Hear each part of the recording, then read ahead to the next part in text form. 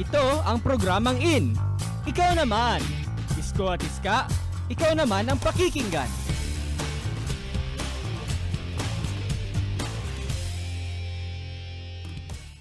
In talaga dahil dito, ikaw naman ang in. At ikaw naman ang pakikinggan dito sa Ikaw Naman. Yes, Good morning, classmates. Mga classmates. Yes. Oo. Ay, kasama niyo pa rin ang iyong classmate, MJ. At ang classmate, Dominic. So, last week, moving on ang ating pinag-usapan. So, ano ba Very yun? fitting ito, classmate MJ, kasi this week ay simula ng third year ng Ikaw Wow! Naman. So, ito na. Ito na ang Yes. ating moment to shine. Kasi Correct. pwede na natin silang batiin ng ating mga listeners, ang ating mga classmates na happy third anniversary! Tama. Oo. So, usually, we feature just the work. But this week, we get to talk to the writer. At yes, yan nga ang Yes. ating sorpresa sa ating mga Oo. classmates ngayong umaga. So, saan ba galing itong ating i-guess natin ngayong araw? Oo, itong ating classmate na to ay nag-aaral ng Araling Pilipino sa UP Diliman. Member din siya ng Ikaw Naman team since 2012. Oo nga. Wow. So, sino nga ba siya? Siya si Leslie Yeye Corpus. Good morning, classmate Good Yeye. morning. Welcome. Good morning! Happy third anniversary! Yeah. Oo, happy third anniversary sa atin, Of di ba? course. So, Saya-saya syempre, natin. mayroon na kaming kaunting tanong. Hindi, marami pala. Marami kaming tanong sa'yo. Syempre kasi, di ba, writer ka, Oo. tapos parte ka ng Ikaw Naman. So, Mm-mm. yan. Unang taming tanong sa'yo, syempre, kailan ka ba nagsimulang magsulat? Mm-mm. Kasi writer, di ba? Yep. Kailan nga ba? Matagal na, since grade school ako, I guess. Talaga. Wow. Bakit ka nag-start magsulat? Kasi out of ano lang talaga, kahit hindi siya requirements sa school, no? Oo. Talaga nagsusulat ka lang, no? Syempre, nagsistart naman lahat ng tao magsulat for their Mhm. personal pleasure. Oo. Oo, wow. Pleasure? Oo. So, paano ka nagkaroon ng hilig sa pagsusulat? Paano mo nalaman na parang, ay, ano ko pala to, magiging talent ko to or skill ko to, di ba? Mm-mm.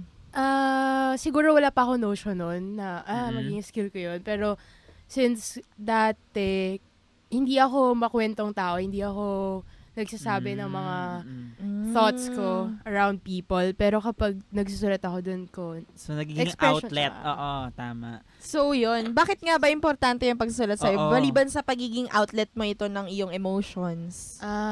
yun yung una kong Reason. reason. Mm-mm. Pero nung dumating ako ng college, since naging malikhaing pagsulat ako, tapos nag-shift kasi ako ng Araling Pilipino, naging ano na siya sa akin, hindi na lang siya expression, more of naging, hindi siya outlet parang nakaka-influence na ako ng mga tao. Kapag ganun. Maganda. Kasi minsan hindi naman din pang personal yung pagsusulat mo. Minsan nakakapagbago ka rin ng mga bagay-bagay. Wow, Nice. ang ganda nun, di ba? Ganda nun, to be able to change things Something, or oo. people. Tama. You become a ripple of change. Yes. Na malay mo, di ba? Parang si Dr. Jose Rizal lang noon, nagsulat siya ng 2 libro, tapos sobrang naging, napakalakas ng impluensya Oo. nito. Hindi lang sa bansa natin, kundi pati sa ibang Asian countries, kaya Correct. nagkaroon ng mga, revolution, Diba, hanggang di ngayon, ba? pinag-aaralan pa natin yung mga nobela ni Dr. Jose Rizal. Diba? And that, kahit ngayon i-apply pa rin natin yung sitwasyon noon sa ngayon, diba? Correct. Malay natin, in the future, itong si classmate Yeye, ay ganun din pala, Yes, diba? Sabi tama. nga nila, kapag yung writer, diba, kahit namatay na, the works live on, diba? Nag-i-immortalize talaga yung works niya. So, yun. Ano ang kadalasan mong sinusulat? Mga tula ba? Maikling kwento? May kanta ka bang sinusulat? Or what? Kasi matagal ako hindi nakapagsulat. As in, eto, yung for Ikaw Naman, first time ko ulit after a long while talaga. Tas, hindi ko, madalas talaga, ay tula, siguro. Mga tula. Oo, no? tas, nag-enjoy ako sa dula, pero mas nagsa-start ulit ako ngayon. Ano mga nagiging inspirasyon mo sa pagsusulat? Experiences, mostly. Talaga, mostly experiences. Oo. Tas mga tao, siguro. Mga taong kilala ko, nandyan. Curious lang ako, bakit for a while, hindi ka nakapagsulat? Di ba nabanggit mo kanina? Kasi mahirap talaga magsulat. Lalo na kapag sobrang gulo ng mga bagay-bagay. Parang, Sa life? oo. ganyan. Oo, yan. Tapos hindi mo alam kung saan mo umpisahan. Saan mo huhugutin yung inspirasyon mo. Minsan may ganong Tapos ang dami rin ginagawa, ganyan. Tama. Di ba araling panlipunan ka? So, paano Filipino. naman... Ay, sorry. Araling panlipunan pala. Yung grade school tayo. Sorry, Araling Pilipino. Ayan, Araling Pilipino ang kurso ni Yeye. Pagpasensyaan niyo naman. Oo. Ayan, so, paano nakaka-influensya ang kurso mo dito sa iyong pagsusulat? Mas natututo ko kasi since yung Araling Pilipino ay pag-aral mo sa bansa mo, sa lipunan mo, kasi sabi naman nila ang sining mo ay nakukuha mo sa lipunan, hindi mo basta-basta lang hinuhugot. So yung pagkuha mo sa lipunan mo ay pag-create mo ng sining mo. So by there, nakakapagsulat ako regarding the issues of the society around me. So vice versa naman, nakaka-influensya din ba ang yung pagsusulat mo sa pag-aaralan mo? Oo naman. In what way? Sana. Kasi sa Araling Pilipino, mostly nagsusulat ka rin, pero puro research, ganyan. Parang Congress. Parang ganun din siya. So, nakaka-influensya siya kasi yun nga, sinabi ko kanina na hindi lang naman for personal benefit yung pagsusulat. So, kapag nagsulat ako regarding the society or regarding what's around me, nakaka-influence ako. So, 'di ba sa music industry, may mga may mga influences sila ng mga tao, ganyan. Lagi nilang sinasabing idols nila, ganyan. So, how about you? Oo. Sino mga manunulat naman yung mga nagsisilbing influences sa pagsusulat mo? Mga iniidolo mo. Hala, marami. Kung sa foreign, si Neil Gaiman yung... magaling si Neil Gaiman, oo. Kung sa local, marami sa local, lalo na kung, siguro mas sa ngayon, mas iniidolo ko yung mga nagsisimula, katulad, kung sa Cal, marami dyan yung mga nagsisimulang manunulat, tulad dun sa Orco dun, like, ugnayan na manunulat. Marami dun magaling talaga, tapos may mga published na books na rin. So, bale, nakakapagbasa ka rin ng mga works nila.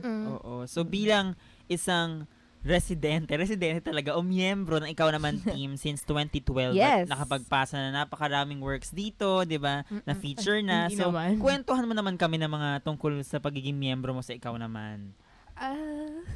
Anong mga experiences mo natutunan mo during your Ikaw Naman experience? Ano yung work mo, ganyan dito?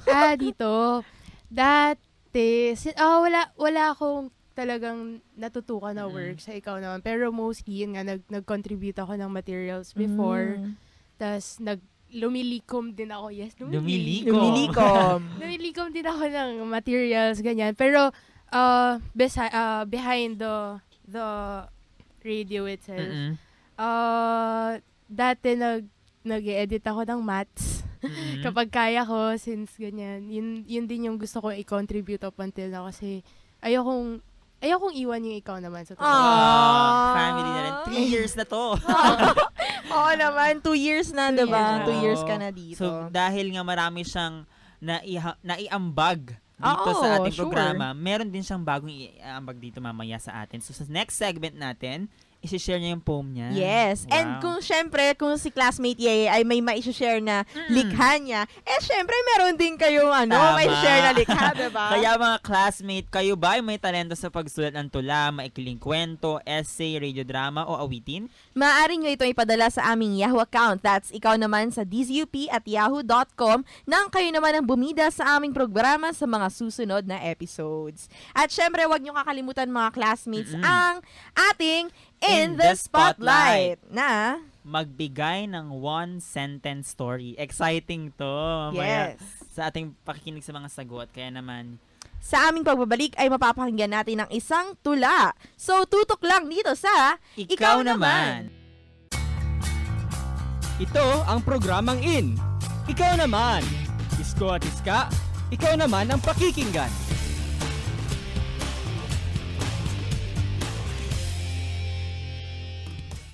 At nagbabalik ang Ikaw Naman. At kasama ninyo ang iyong classmate MJ. Classmate Dominic. At classmate, yeah. Yes! So, patuloy pa natin pag-celebrate sa ating 3rd year, di ba? Anniversary. Mm-mm. At kanina nga ay napag-usapan natin, inusisa na natin itong writer na si Yeye. At ngayon naman ay bibigyan niya tayo ng sample. Sample. Sample ng kanyang likha. Ito na ang kanyang tula na Ang Pagguhit sa Iyo.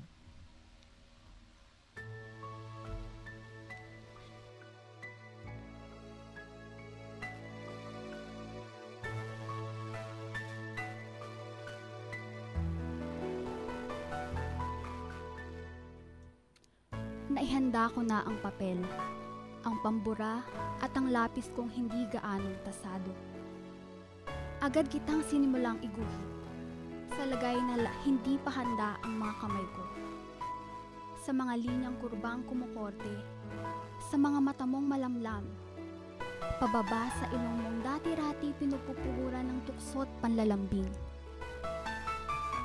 Sa kumpas ng kamay ko pagdating sa kumupas na kulay ng buhok mo.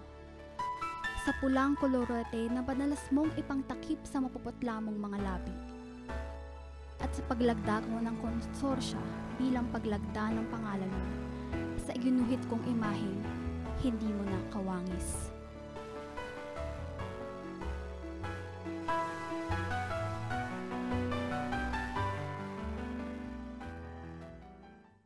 Atin ngang napakinggan na Ang Pagguhit sa Iyo ni classmate Yeye, ang kasama natin ngayon. Yes.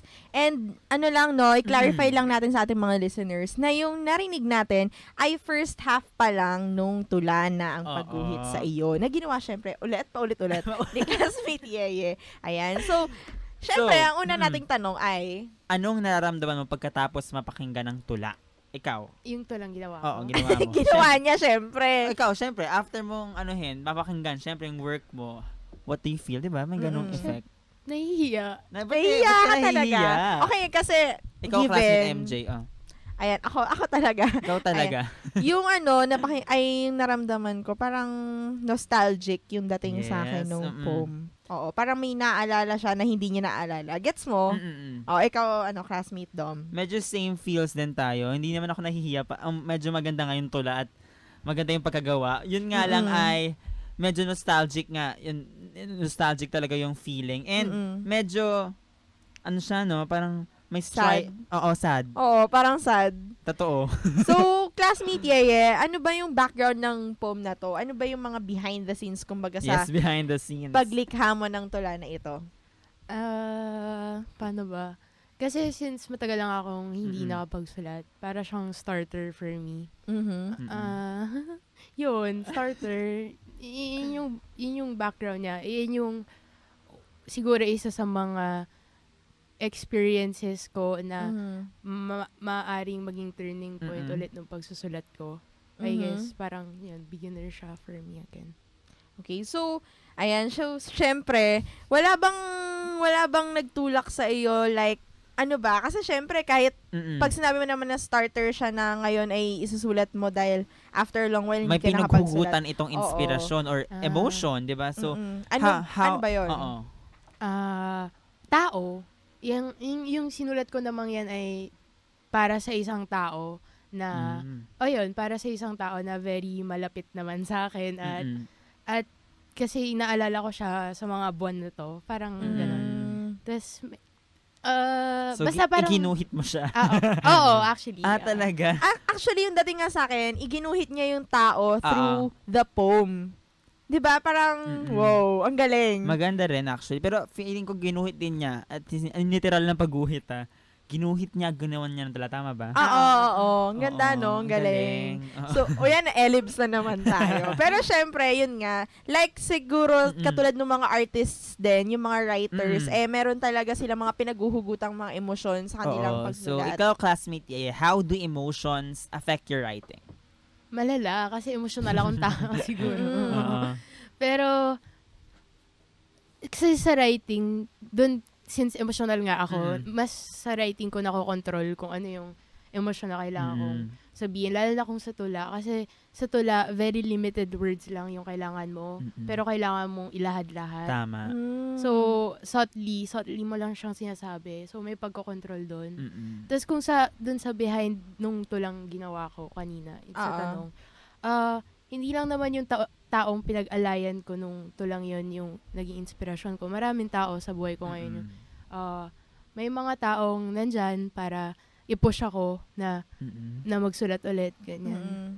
So, yun. Actually, dun sa tulangan niya, no, nung napakinggan ko kanina yung first half, parang ang dating sa akin, applicable nga siya sa iba't ibang klase ng tao. Lalo na sa mga klase ng tao na parang you once knew them very well, pero ngayon ay strangers na kayo. Parang ganun yung dating sa akin. Kasi nga, yun nga, nostalgic hugot yung dating. na naman to. Ay, oo nga, hugot na naman tonto lang ito. So, tingnan mo, kami mismo mga hindi gumawa, listeners at hindi gumawa ng tulan, nakakaramdam ng ganung feeling, di ba? Oo. Tama yung sinabi niya, nakakapag-change or nakakapag-inspire. Yes. Yes, oo. And yun nga, sabi niya kanina ni ating classmate Yeye, ay ginawa niyang outlet yung kanyang pagsulat ng kanyang emotions. Siyempre, parang sa ibang bagay, ganun din yun, di ba? Parang art din siya, creating as a way to relax or to overcome emotions like grief, loss, or stress, Tama. diba? Katulad ng mga bata, siguro na given post-disaster psychological care, na ina-ask na kanya to draw pictures or role play with stuffed toys, di ba mga ganon? Hindi, mga example lang yun, Example diba? lang yun. Hindi naman natin na-relate agad sa pero gets yung pag-overcome ng grief, yung labas ng emotions. Oo. Pwede naman syempre pag happy ka, diba? Correct. Pwede mo rin ilagay yun sa tula, diba? Ilagay mo na happy ka. Hindi. At kung nailagay nyo sa tula, ipadala nyo dito sa ikaw naman. Tama yan, diba? Ayun nga, parang, eto na yung term pala, parang artception. Inception. Kasi diba? Artception. Art within an art. Oo. Yun yung sinasabi natin kanina. Parang idrinowing niya yung taong yun sa pamamagitan ng tula. Another form of art. Oo, diba? Ang galing talaga, no? Very intellectual and creative. So, classmate Yeye, kitang-kita na importante para sa'yo ang mga detalye sa pagguhit. Detail-oriented ka rin ba pagdating sa ibang aspects in life? I Oo. think so. Oo, tama. Mahilig ako sa details talaga. Kung may isang taong special, ganyan. Tapos, malalaman kong special siya kapag alam ko yung details. Like, for example, what kind of details? Isang tao, tas maalala mo, tong araw na to, last year. Wow. Yun. So, alam mong special siya. Oo. Details talaga. Mahilig ako sa details. Curious lang din ako, what other forms of art do you do? Like singing, drawing, painting, dancing, drawing. Nagdo-draw ka, diba? Nakita ko yung isang drawing mo portrait ng isang tao. Mahilig talaga siya sa details kasi kuwang-kuha niya yung itsura ng taong dinodrawing niya. Ayan, maliban sa drawing, ano pa? Anong forms of art ang gusto mong matutunan? Gusto ko, ever since gusto ko matuto talaga ng photog. Pero, ayun. Why not try it? Tinatry. Sana magustuhan din ako ng photo. Tama. So, everyone has a story to tell talaga, no? And how writing is one way to get it out. At may choice ka, di ba? Oo naman. Baka gusto mo, halimbawa, sa diary mo lang o sa private blog mo, ito ilagay. O baka gusto mo lang ibahagi sa pamamagitan ng pag-publish o pag-share on air sa ikaw naman. Diba? Yes, Saya-saya syempre. Kaya naman, mga classmates, mag-share na kayo, ano ba yun? ng inyong one-sentence story. Kaya kung kayo ay may talento sa mga pagguhit or pwede, pagguhit through literary works, di ba? Halimbawa, mga detailed na short stories. Oo, diba? Kayo ba yung mga talento sa pagsulat ng tula, maikling kwento, essays, radio drama, o kahit original na komposisyon ng mga awitin? Siyempre, magpadala na kayo sa ating account. That's ikaw naman sa DZUP at yahoo.com nang kayo naman bumida sa aming programa sa susunod na episode. At syempre, huwag nyo rin kalimutan, mamaya babasahin namin inyong mga one-sentence story sa In the Spotlight. Unang bahagi pa lang yan ng tula ni classmate Yeye. Kaya naman, mapapakinggan natin ang pangalawang bahagi sa ating pagbabalik. Kaya tutok lang dito sa Ikaw Naman. Ito ang programang In. Ikaw naman. Isko at Iska, ikaw naman ang pakikinggan.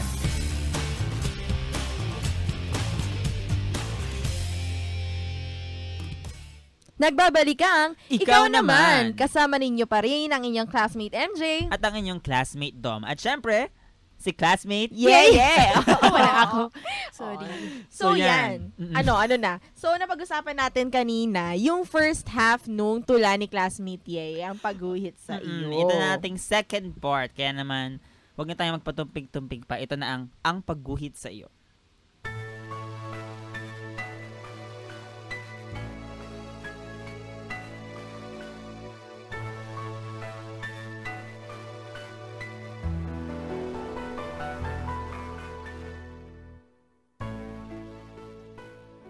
Ikaw pa ba ang naaalala sa tuwing inaalala kita?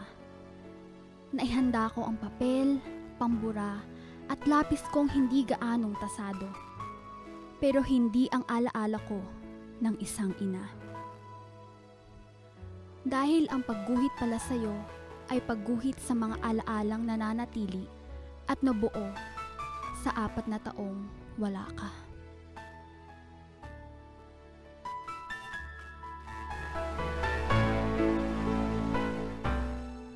Ang pagguhit sa'yo ni Leslie Yeye Corpus.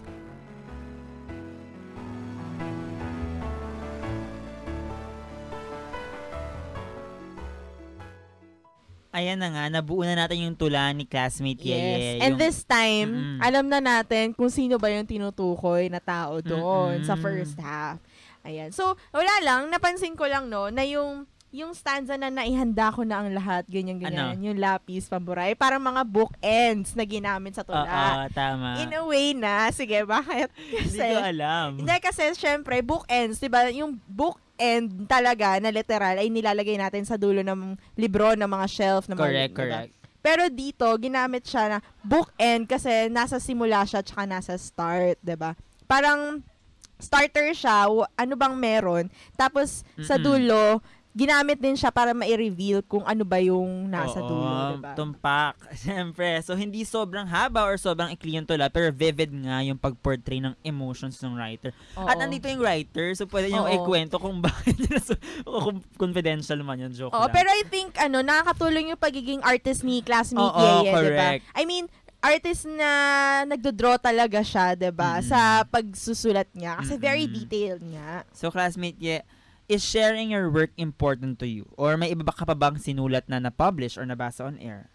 Oo, sobrang importante yung pag-share sa akin since hindi naman ako public na tao, Tama. lalo na sa emosyon ko. So, yung one way, itong pag-share ko ng tula sa Ikaw Naman, kaya tinanggap ko kagad na, na magbigay kasi hindi talaga ako masyadong nagpapabasa ng mga tula, hindi ako nagpapabasa ng works ko. Sa totoo lang. So, importante siya for me. Tapos, ano yung pangalawang tanong? May baka pa bang mga sinulat na na-publish or nabasa on air? Matagal na hindi ko alam kung up pa ako nun or bagong mem. Pero may dalawa akong tulang na basa na on air. Nakalimutan ko na kung tungkol saan yun. Basta yung isa, English. Pero hindi, kadiri yun. Kadiri yun. Kinakaya mo sarili mong gawa. Pero hindi ko na alam. Pero dapat kasi today, dalawa yung tulang gagawin ko. Hindi lang nakahabol yung isa. Yung isa ay parang, kasi may isang araw kasi within July na parang pagkawala at pagkaroon. Wow. Kaya very, very special yung araw na yun. Kasi parang nawalan Nice, ako ng isang tao, pero nagkaroon din ako ng isang tao. Wow! Ang galing. So, works of art or writing are like babies talaga, no? Or gifts na you want to share with the world, pero protective ka rin all the same, especially kasi sobrang personal nga niya. And 'di ba parang parang when you write something, you also write a part of yourself with it. Totoo. 'Di ba? So, syempre, kapag i-share mo siya, gusto mo na parang maka-relate din yung ibang tao sa'yo. Kaya importante siya para sa'yo. So, classmate Yeye, ano naman yung pakiramdam mo na nakaka-reach out ka sa ibang tao by writing? Di ba sabi mo kanina, gusto mo maka-influence ng mga tao through your writing? Ano yung pakiramdam mo na nakaka-reach out ka sa mga taong yon, sa mga readers? At nakaka-inspire ka. Kasi kapag nagsulat ako, hindi ko naman siya iniisip kung maka-inspire ba ako or what. Kailangan ko lang kasi kapag gumawa ako, gusto kong gawin siya ng maayos, ng matino, ng tama.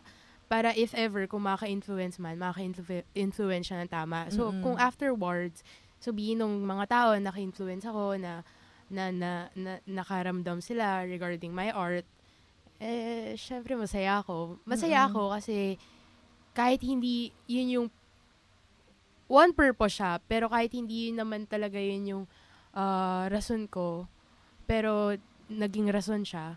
So, masaya Parang ako second dun. reason. Fulfilling siya. Oo, Wow. fulfilling naman. So, as a member of the in team or ng ikaw naman team, you get to help other people share their work as well. So, is it important for you to help people get their works out? Kasi syempre, yung iba nahihiya, di ba? You yourself, di ba? So, yun nga. Is it important for you to help people get their works out? Oo. Actually, minsan sa akin, mas ganun ako as a person na, sige, gawin mo yung ano mo, art mo, i-publish mo, ganyan. Pero ako, hirap ako sa sarili ko. So, mas okay sa akin na nakikita yung ibang tao na nakaka-produce, yung ibang tao na nakakapag sulat or nakakapag gawa ng art nila. Minsan, mas fulfilling yun. Kasi, isa ko dun sa mga nasa likod nung tao kung bakit siya nakaka-create ng something. Wow. Ayan. So, ano naman to, let's talk about growing as a writer naman. So, yun nga, sabi nga namin kanina, siguro malaking tulong yung pagiging, artist mo within yourself, 'di ba? So, nakaka-influence din ba sa'yo yung drawing ng ibang tao sa pagsusulat mo? Halimbawa, nakakapagbigay ba ng inspirasyon sa pagtingin sa mga drawings or mga paintings? Mga paintings. Hindi ko alam. Hindi ka ba masyado tumitingin ng mga guhit? What do you mean by that? Halimbawa, nakakita ka ng isang drawing, tas parang nakapag-extract siya sa'yo ng sobrang emosyon na you want to write about it. Parang gano'n. Oo Nagkaroon naman. ka na ba ng instance na gano'n? Oo. Mostly sa tao, sa totoo lang. Kasi, yun nga kung wari, nagdo-drawing ako, di ba? Parang, kapag nakita ko yung tao, tas parang, gusto ko siyang i-drawing, ganyan. Parang, ang ganda ng detalye na mukha niya, gusto ko i-drawing, ganyan. Parang sa pagsulat din na, kapag may certain na tao na gusto kong isulat, doon nakikilala ko siya parang, natutuwa akong kilalanin siya para may maisulat ako tungkol sa kanya. So, anong ginagawa mo to improve your writing? Ayan, mga classmates, makinig na. Makinig tayo sa tips. Medyo tips, Oo. Parang mahirap para sa akin sagutin yan kasi ang tagal ko ring nawala sa pagsusulat. Pero kung may tips man ako sasabihin, ay, yan Keep ay on writing. Oo. Pero kung mawala man, actually parte yan parte yung mawala ka, ma-down ka, parte lahat yan. Pero kung talagang gusto mong yung something na ginagawa mo, ay babalik ka. Tama. Pero ang isang tip ko doon ay yung technical, magbasa, Tama. magpa-impluwensya din, maging bukas sa impluwensya ng ibang tao. Wow. At- Open-mindedness. Oo, pero alalahanin mo kung bakit mo ginagawa yun. Parang, Tama. So, yan ang mga, ano bang iba pa na maipapamahagi mong tips or techniques sa mga gustong magsulat o mag-share ng kanilang likha, pero nahihiya or hindi pa fully strong develop. Oo, yung kanilang talent sa Correct. pagsusulat or skill. Meron ako nabasa before na libro kay, wait, nakalimutan ko yung author, pero tungkol siya sa pagsusulat. Sabi doon, wala naman talagang tip or tips para magsulat yung isang tao. Okay. Marami kang librong mababasa tungkol sa pagsusulat. Maraming tips dyan na technical, na Correct. figurative din.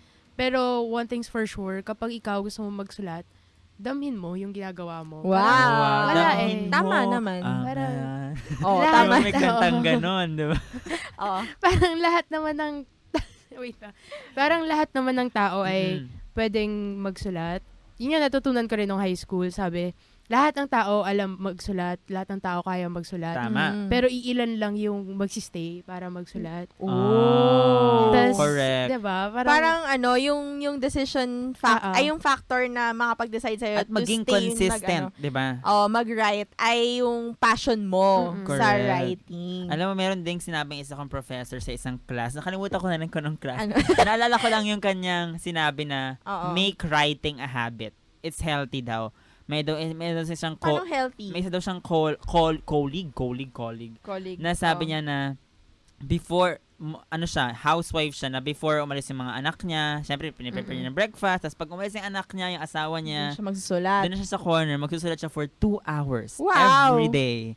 And it's healthy daw, mental and psychologically. healthy. Oo, so hindi pa masabi. Parang yan din yung sinabi ni Kuya Kim Atienza. Yes, na weather lang.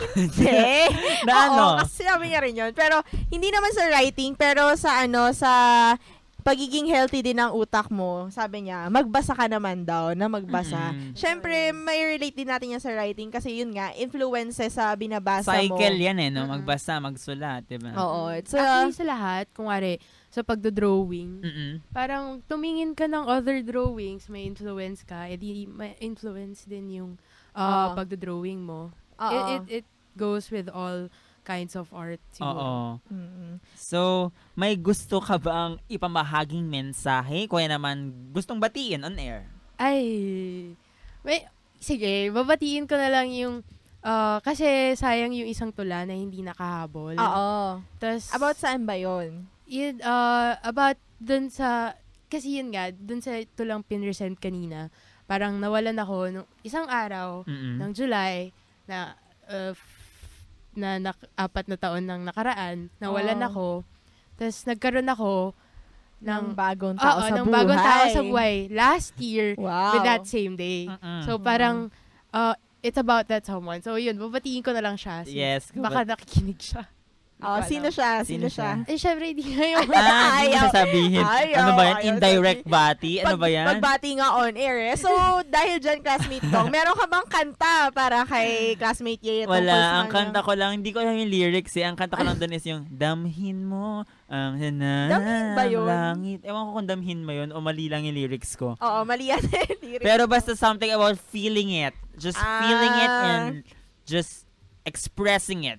And one good way is through writing. Yan. Sige, i-push natin yan, ha? Yes. classmate Kaya kung Tong. kayo ay may mga talento sa pagsulat ng tula, short stories, essays, radio drama, o kahit original na komposisyon ng mga awitin, magpadala na sa ikaw naman sa dzup@yahoo.com nang kayo naman ang ating mapakinggan dito sa Ikaw Naman. yes, sa aming pagbabalik ay mapapakinggan na natin ang inyong mga sagot sa In the Spotlight.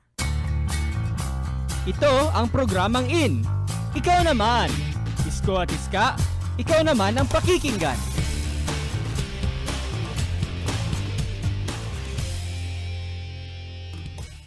Welcome back mga classmates. Kayo pa rin na nakikinig sa Ikaw Naman. Kung saan kayo ang bida at pakikinggan. And syempre, patuloy ang ating pag-celebrate ng 3rd year anniversary natin. Yes. At syempre. oras na para sa ating In the Spotlight. In the Spotlight.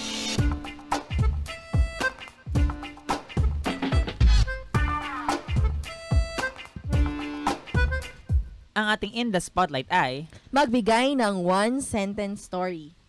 In the Spotlight.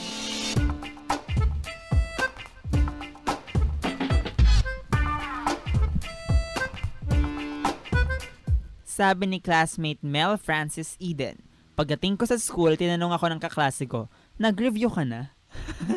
Actually, isa sa mga worst things. Kasi pag hindi ka nag-review, nakakaasar yung mga ganyang bagay. Pero maraming feel sa isang one-sentence story na ito. Kasi bilang mga estudyante, di ba? Oo. At saka syempre, may story behind that, di ba? Syempre, yung sagot mo, yun yung cliffhanger dyan eh. In the Spotlight.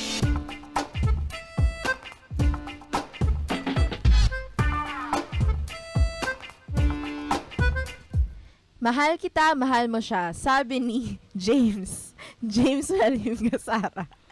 Ana, mahal kita, mahal mo siya. Ano ba to? Ibig sabihin, hindi pagpaparaya reciprocated. ang sagot. Oo, hindi reciprocated ang iyong pagmamahal. Unrequited. Oo. In the Spotlight.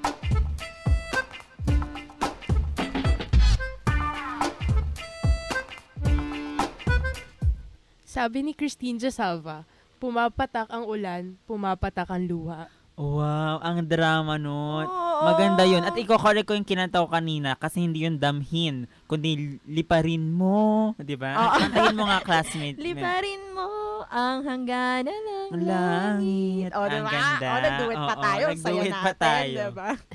In the spotlight.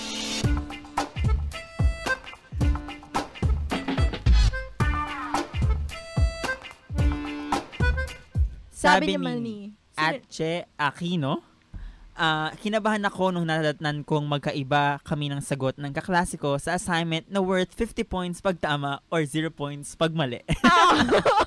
Ouch! May mga ganyang kasing subjects, di Oo, ba? ang hirap naman yan. Sobrang nakakaba. Oo. In the spotlight.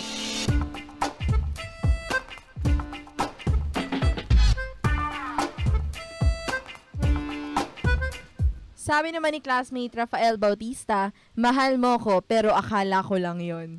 Ay. Isa pa to eh. Oo nga. Isa pa to eh, no? Kakaawa naman. Okay. In the spotlight.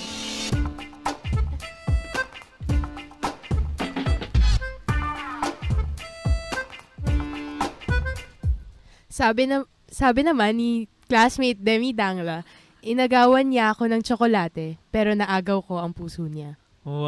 Wow naman! Ang ganda. Ang taray naman nun. Inagawan niya ako ng tsokolate, diba? In the spotlight.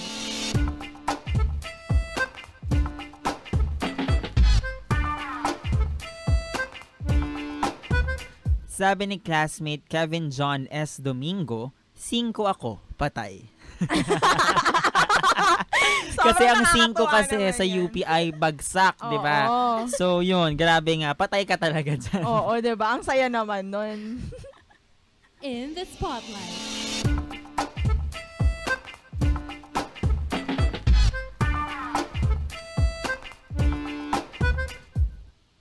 Sabi naman ni classmate Daniel Elamay Basadre, nang dahil sa Yolanda, nagkaroon ako ng minamahal.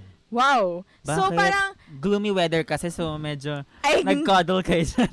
or malay mo, parang yun nga, di ba? Parang when it comes to words, dun mo daw makikita ang iyong Ay, ganun ba minamahal. talaga? Oo. Ba't kaya? Ang sarap alamin ang mga more to the story, no? Oo, mga hugot eh. Parang Oo. gusto pa natin ng parang ibang sentence, Oo diba? nga Sa eh. one sentence story na to. In the spotlight.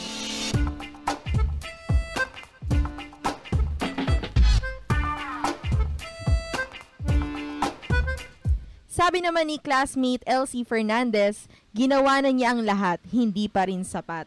Wow! Wow naman. Diba? Ang sakit. Ang sakit naman nun. In the spotlight.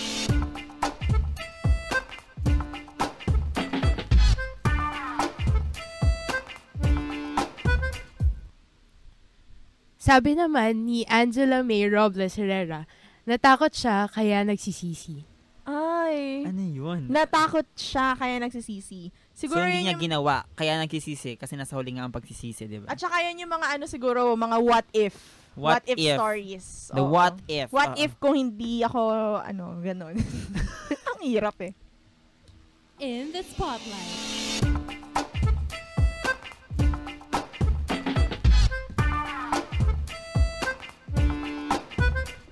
Sabi ni classmate Aya Akailar, dumaan ako sa CMC at biglang nagka-stiff neck lahat ng tao. Ang ganda nung ini-imply niya, ha? Mm-mm. So, Anong CMC is for College of Mass, Communication. Nagka-stiff neck sila dahil, Mm-mm. alam na.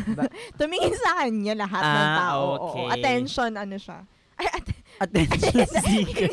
ang ibig ko sabihin, nasa kanya ang limelight. Ah, Oo, hindi siya attention seeker. In the spotlight.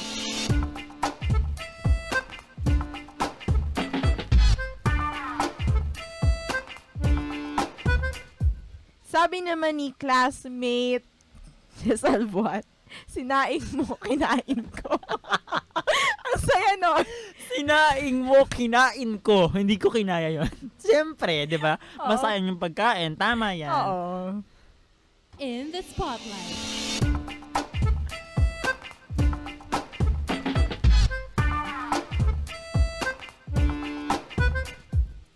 Sabi naman ni classmate Eva Trinidad, she forgot to look both ways. Ay, Ay, bakit ba't kaya? kaya? Ano kaya ibig sabihin no? Napaka-cryptic nung Correct, nung napaka-cryptic. sentence. In the spotlight.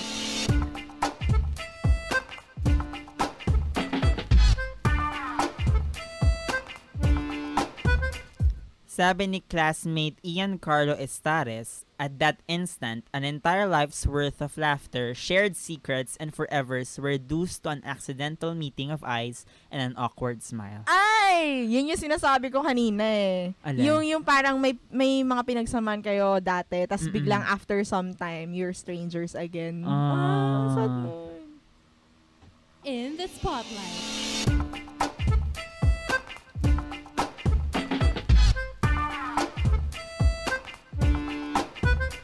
Sabi naman ni classmate Juan Miguel Alatolentino, 3 hearts. 2 beat as 1, 1 beats to none. Ay! Still, unrequited love. Lahat na lang, ano? Lahat na lang. At In yan, the spotlight. Yes.